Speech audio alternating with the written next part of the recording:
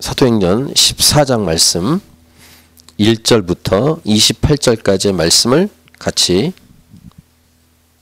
본문을 읽고 말씀 나누겠습니다. 사도행전 14장 1절부터 28절입니다. 같이 읽겠습니다. 이에 이고니온에서 두 사도가 함께 유대인의 회당에 들어가 말하니 유대와 헬라의 허다한 무리가 믿더라. 그러나 순종하지 아니하는 유대인들이 이방인들의 마음을 선동하여 형제들에게 악감을 품게 하거늘 두 사도가 오래 있어 주를 힘입어 담대히 말하니 주께서 그들의 손으로 표적과 기사를 행하게 하여 주사 자기 은혜의 말씀을 증언하시니 그 시내의 무리가 나뉘어 유대인을 따르는 자도 있고 두 사도를 따르는 자도 있는지라. 이방인과 유대인과 그 관리들이 두 사도를 모욕하며 돌로 치려고 달려드니 그들이 알고 도망하여 루가오니아의 두 성 루스드라와 더베와 그 근방으로 가서 거기서 복음을 전하니라. 루스드라에 발을 쓰지 못하는 한 사람이 앉아 있는데 나면서 걷지 못하게 되어 걸어본 적이 없는 자라.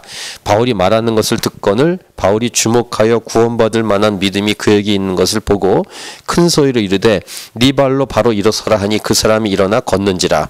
무리가 바울이 한 일을 보고 루가오니아 방언으로 소리질러 이르되 신들이 사람 형상으로 우리 가운데 내려오셨다 하여 바나바는 제우스라 하고 바울은 그 중에 말하는 자이므로 헤르메스라 하더라. 시외 제우스 신당의 제사장이 소와 화환들을 가지고 대문 앞에 와서 무리와 함께 제사하고자 하니 두 사도 바나바와 바울이 듣고 옷을 찢고 무리 가운데 뛰어 들어가서 소리질러 이르되 여러분이 어찌하여 이러한 일을 하느냐. 우리도 여러분과 같은 성정을 가진 사람이라. 여러분에게 복음을 전하는 것은 이런 헛된 일을 버리고 천지와 바다와 그 가운데 만물을 지으시고 살아계신 하나님께로 돌아오게 함이라. 하나님이 지나간 세대에는 모든 민족으로 자기들의 길들을 가게 방임하셨으나 그러나 자기를 증언하지 아니하신 것이 아니니 곧 여러분에게 하늘로부터 비를 내리시며 결실기를 주시는 선한 일을 하사 음식과 기쁨으로 여러분의 마음에 만족하게 하셨느니라 하고 이렇게 말하여 겨우 무리를 말려 자기들에게 제사를 못하게 하니라. 유대인들이 안디옥과 이고니온에서 와서 무리를 충동하니 그들이 돌로 바울을 쳐서 죽은 줄로 알고 시외로 끌어내치니라.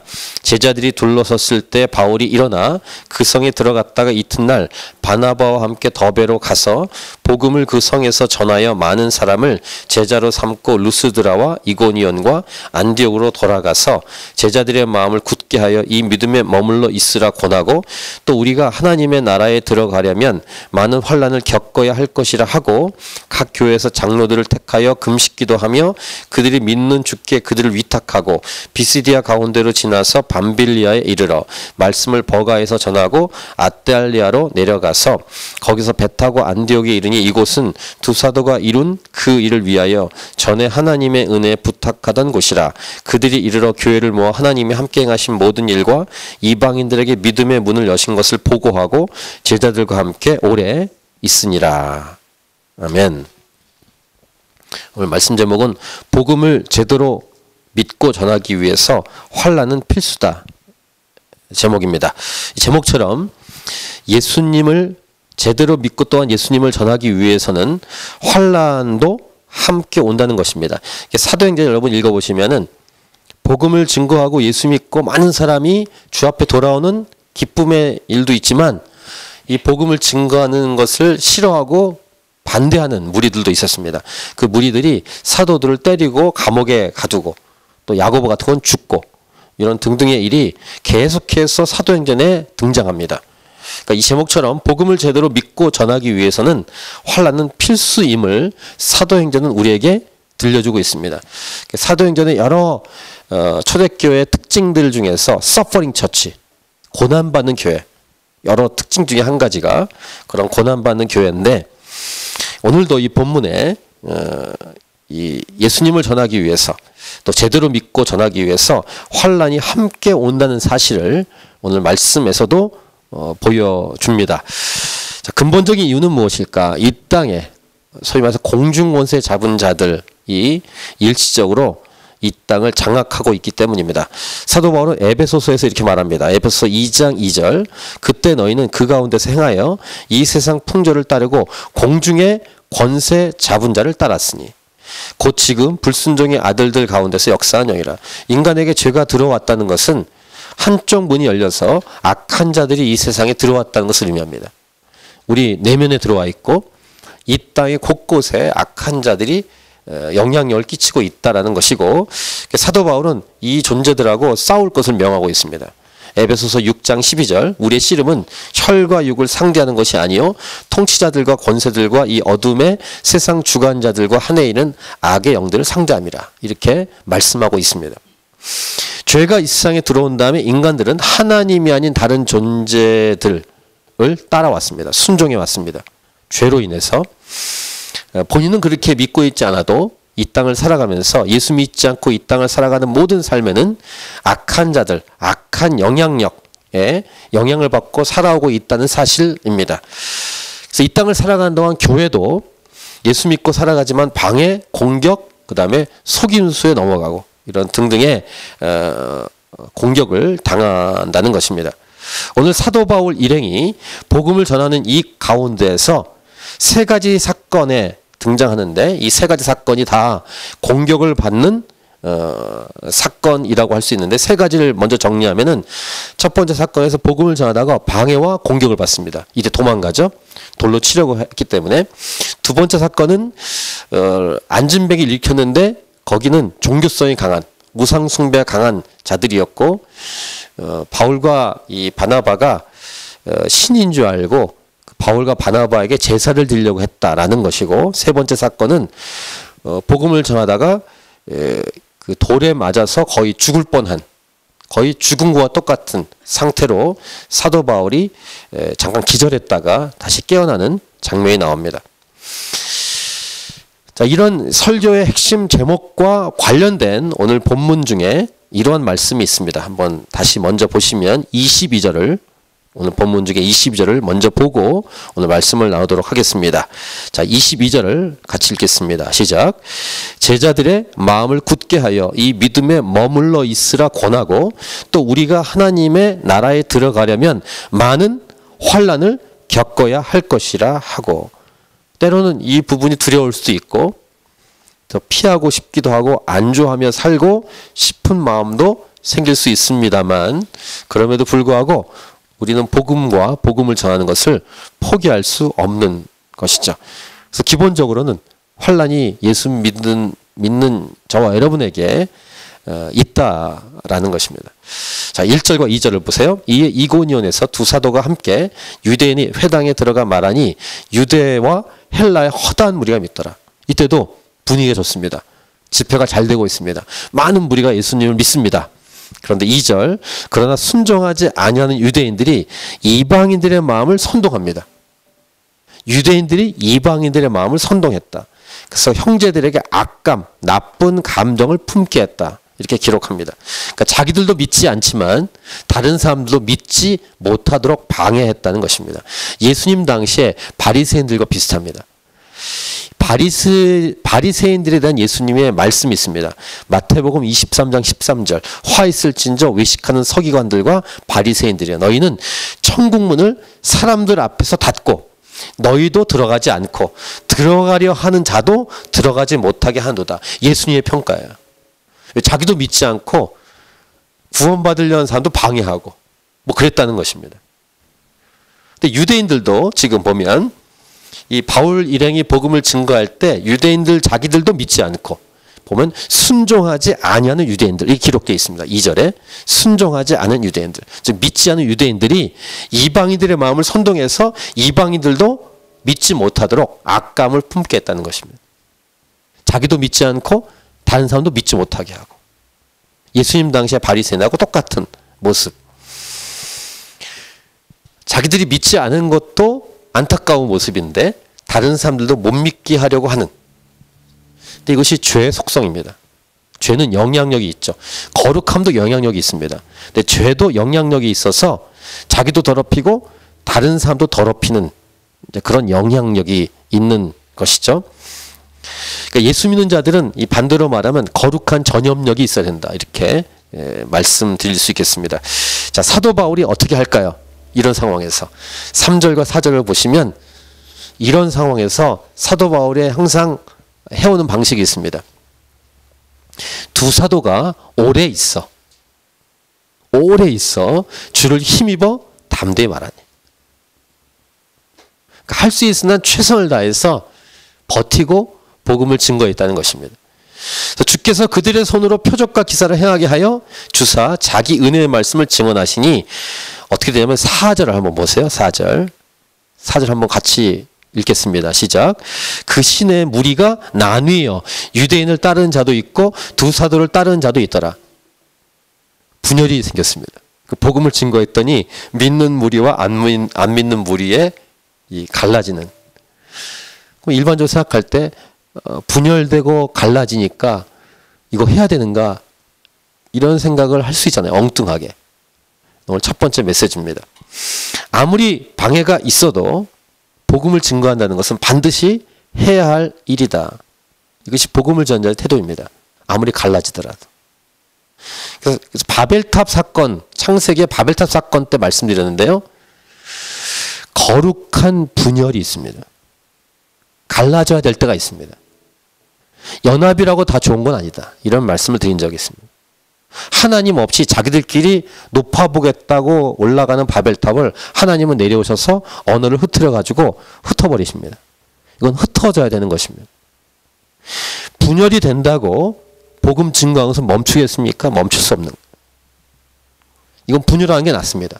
물론 다 믿으면 좋지만 복음 때문에 두 무리가 나뉘었다고 해서 복음 증거하는 것을 멈추는가? 멈출 수 없다는 것입니다. 근데 어떻게 되냐면 이 반대하는 무리들의 행패입니다. 5절부터 7절을 보시면 이방인과 유대인과 그 관리들이 두 사도를 모욕하며 돌로 치려고 달려드니 돌을 들고 무섭죠. 돌을 들고 달려들면 얼마나 무섭겠습니까?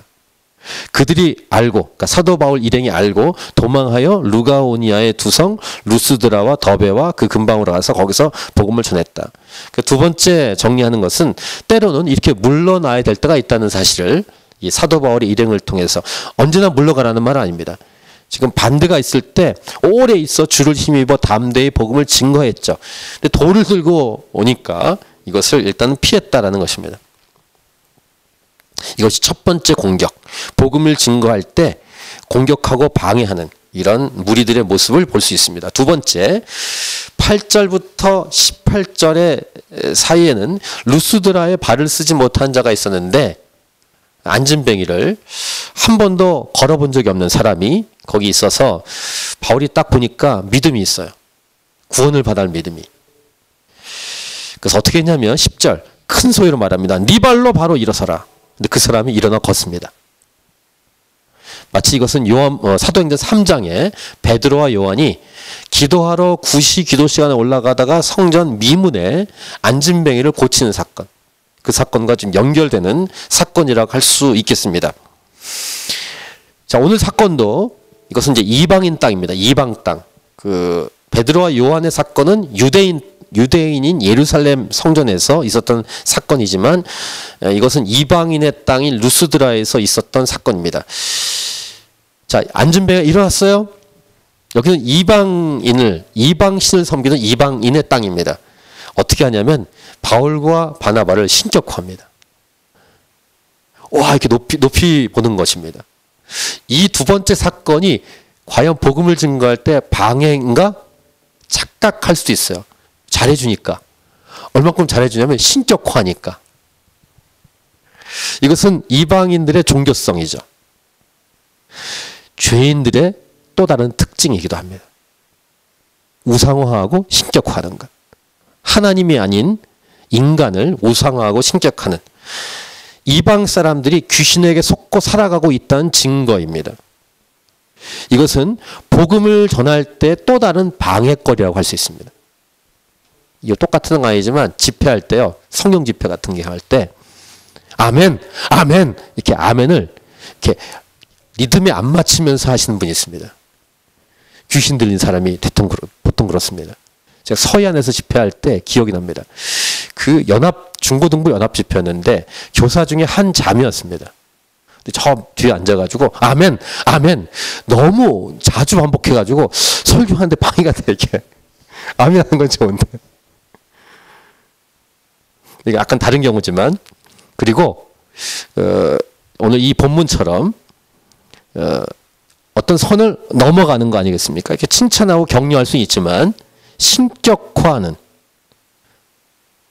지금 이제 어떻게 하냐면 11절부터 이제 쭉 보시면, 무리가 바울이 한 일을 보고 루가오니아 방언으로 소리질러 이르되 신들이 사람의 형상으로 우리가 내려오셨다 하면서, 그들이 신으로 섬기는 사람들이 누구냐면 우리가 잘 아는 제우스 신, 허르메스 신.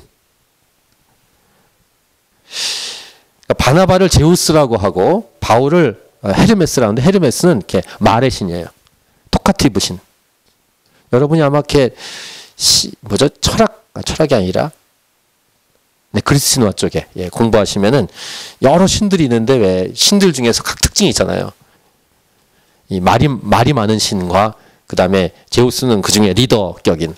그러니까 바나바와 바울을 그렇게 신격화는, 거기에 신당이 있다고 합니다. 13절에 시외 지역에 제우스 신당에 제사장이 있어서 소와 화환들을 가지고 대문 앞에 와서 무리와 함께 제사하고자 했다. 이렇게 기록합니다. 자, 이런 두 번째 방해거리를 어떻게 해야 될까? 아까 첫 번째 방해도요, 돌을 들어 치려고 올 때까지는 복음을 끝까지 증거하지 않았습니까? 두 번째 똑같은 방식을 취해야 되는데, 복음을 전하는 거예요. 근데 물론 전략은 달라요. 그러니까 복음에 방해가 되는 무리들을 어떻게 할 것인가? 복음을 제대로 전해야 된다, 이것입니다. 복음을 전하는 방식과 내용은, 접근 방식은 다르지만 정답은 어쨌든 복음을 끝까지 증거하는 것이다. 자, 14절부터 보세요. 두 사도 바나바와 바울이 듣고 옷을 찢고 무리 가운데 뛰어들어가서 소리질러 이르되 여러분이 어찌하여 이러한 일을 하느냐? 우리도 여러분과 같은 성정을 가진 사람이라. 여러분에게 복음을 전하는 것은 이런 헛된 일을 버리고 천지와 바다와 그 가운데 만물을 지으시고 살아계신 하나님께로 돌아오게 함이라. 이렇게 말씀하고 있습니다.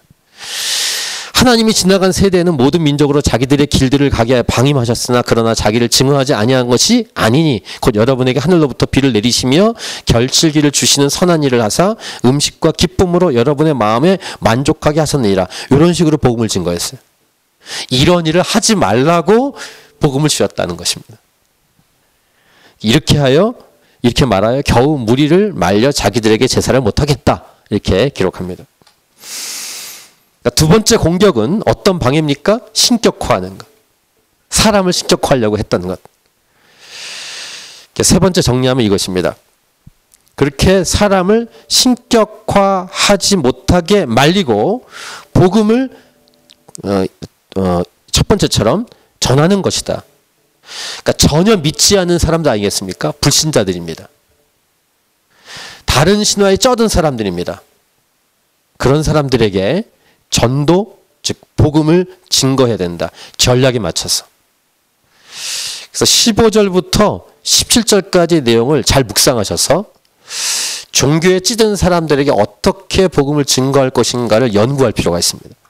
예를 들면 네팔이라든가 또 인도, 여기 뭐죠? 모슬렘들 또는 불교인들, 이런 분들을 어떻게 대할 것인가에 대한 전략을 연구해야 됩니다. 이런 거 하지 말라고 예수께서 이 땅에 오셨습니다. 이 얘기를 한 것입니다. 나도 똑같은 사람입니다.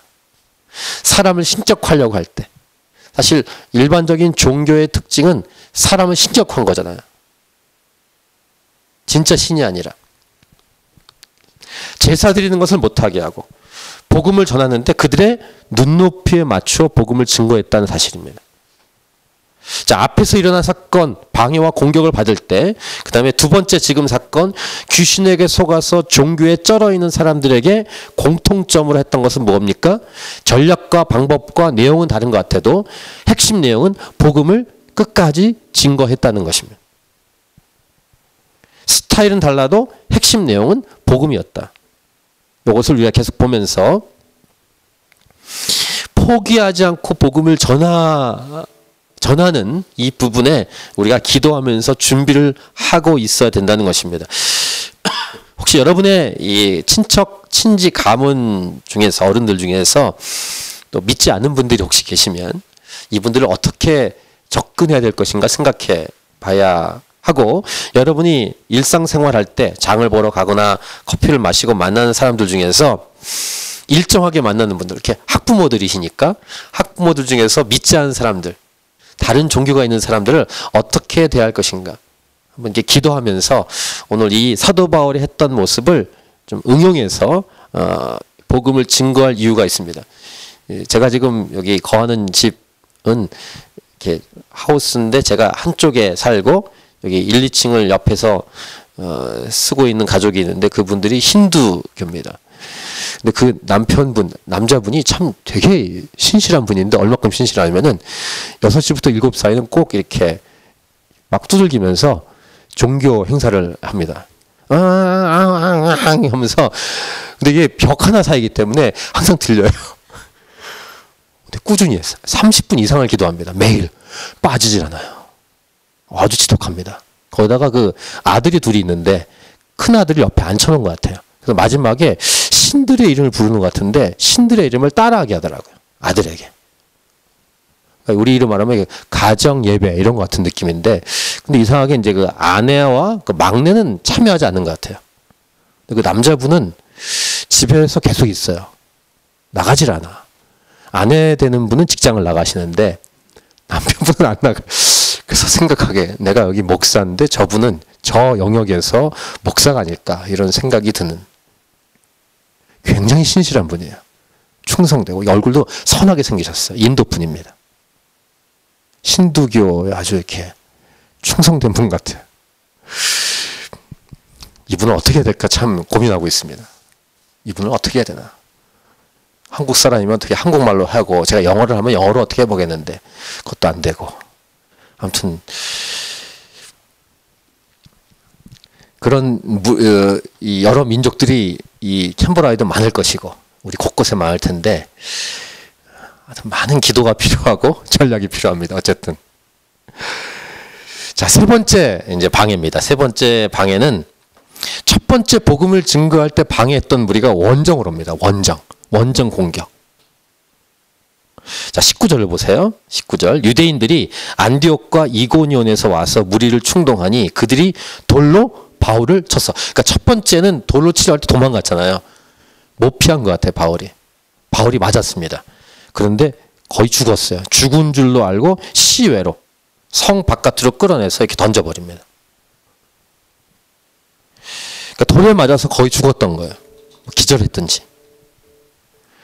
근데 놀라운 것은 사도 바울이 깨어난 다음에 도망간 게 아니라 다시 그 성에 또 들어가요. 20절과 21절. 제자들이 이렇게 둘러서 봅니다. 기절했으니까. 바울이 일어납니다. 그 성에 들어갔다가 이튿날 바나바와 함께 더베로 가서 복음을 그 성에 전하여 많은 사람을 제자로 삼고 루스드라와 이고니온과 안디옥으로 돌아가서, 이렇게 기록합니다. 그러면서 사도 바울이 했던 말이 22절입니다. 오늘 전체 이 본문 중에 핵심 구절. 다시 22절을 읽겠습니다. 시작. 제자들의 마음을 굳게 하여 이 믿음에 머물러 있으라 권하고, 또 우리가 하나님의 나라에 들어가려면 많은 환난을 겪어야 할 것이라. 요 말은 본인이 이미 3번이나 오늘 본문에서만 3가지 사건을 경험한 것을 가지고도 충분히 맞는 말이죠. 하나님의 나라에 들어가려면 많은 환난을 겪어야 된다. 사도 바울이 제자들에게 말씀하면서 이 복음 믿음에 머물러 있으라 이렇게 권면합니다. 그러니까 세 번째 사건도 첫 번째, 두 번째와 결론이 똑같습니다. 포기하지 않고 복음을 증거하는 것이다. 이게 정답이에요. 죽더라도. 처음엔 돌을 치려고 달려서 도망갔지만 세 번째는 돌을 못 피했습니다. 돌을 맞아서 기절해서 넘어져 있을지라도 다시 일어나서 복음을 증거한 사도 바울의 모습. 오늘 설교 제목, 복음을 제대로 믿고 전하기 위해서 환난은 필수다. 옵션이 아니라 필수다. 저와 여러분들도 포기하고 싶을 때가 굉장히 많죠.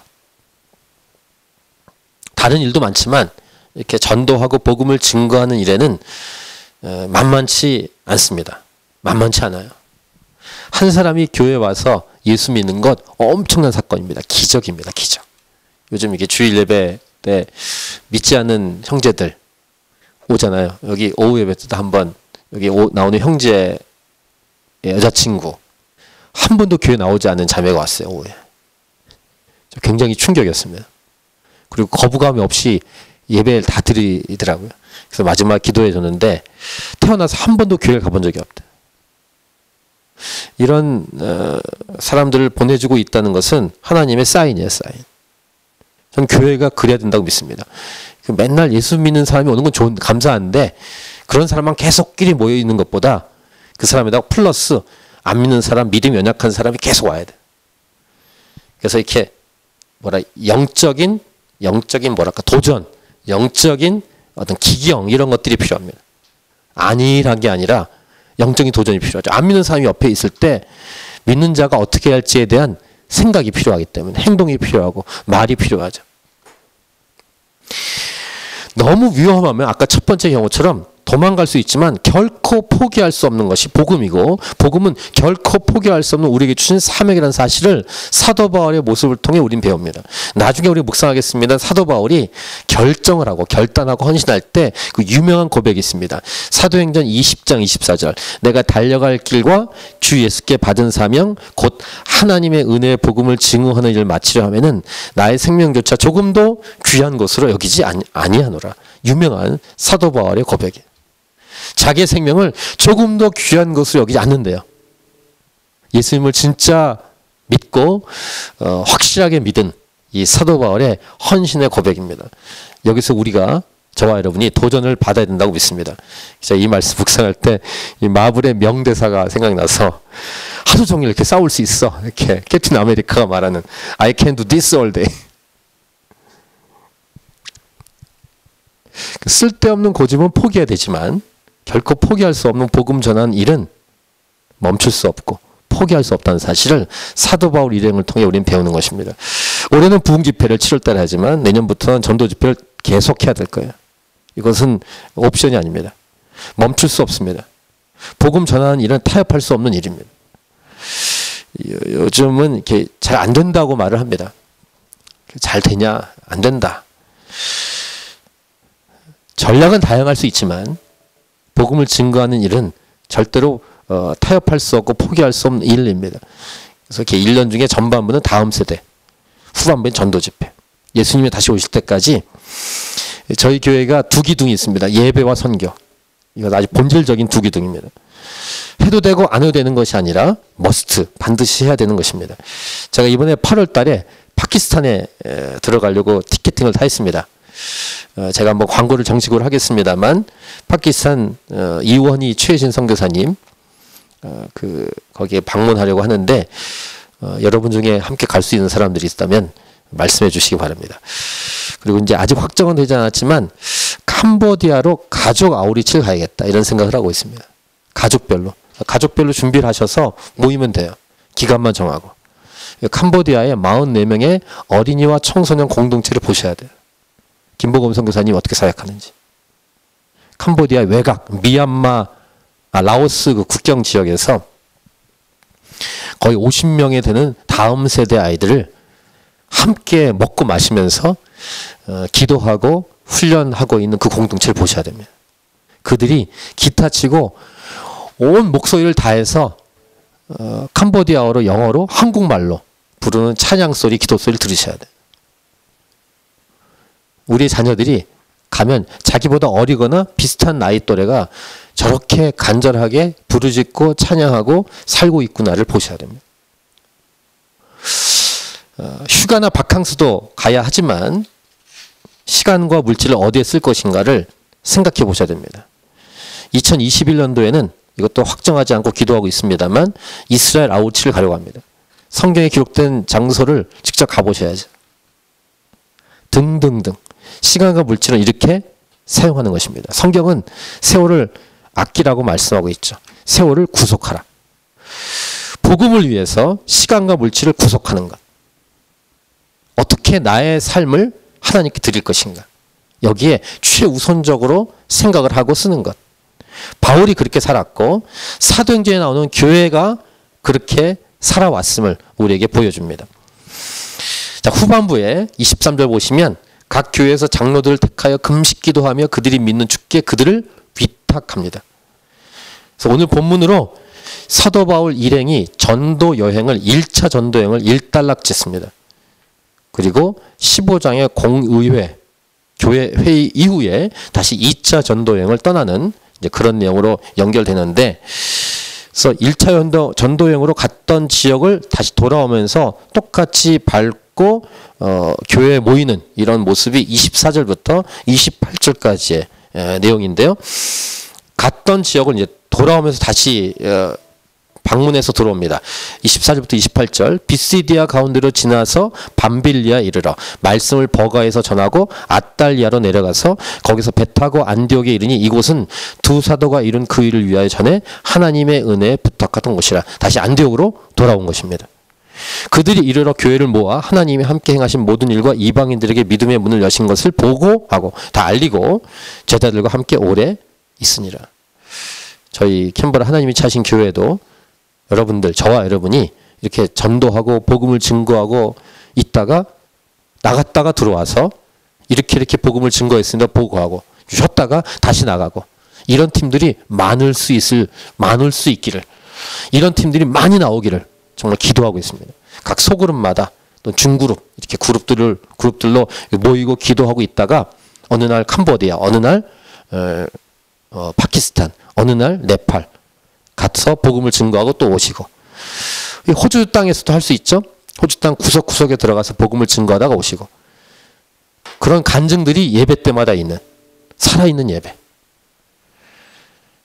그리고 또 기도하고 있는 것이 있는데, 우리 중에 선교사가 나올 수 있기를, 우리 다음 세대 중에 선교사로, 풀타임 선교사로 헌신하는 사람들이 나오기를, 그 다음에 조심스럽긴 하지만 우리 중에 순교자가 나오기를, 그런 깨어있는 캔버라 하나님이 차이신 교회가 되기를 간절히 기도합니다. 아멘. 자, 우리 찬양하고 오늘 말씀 가지고 기도하도록 하겠습니다.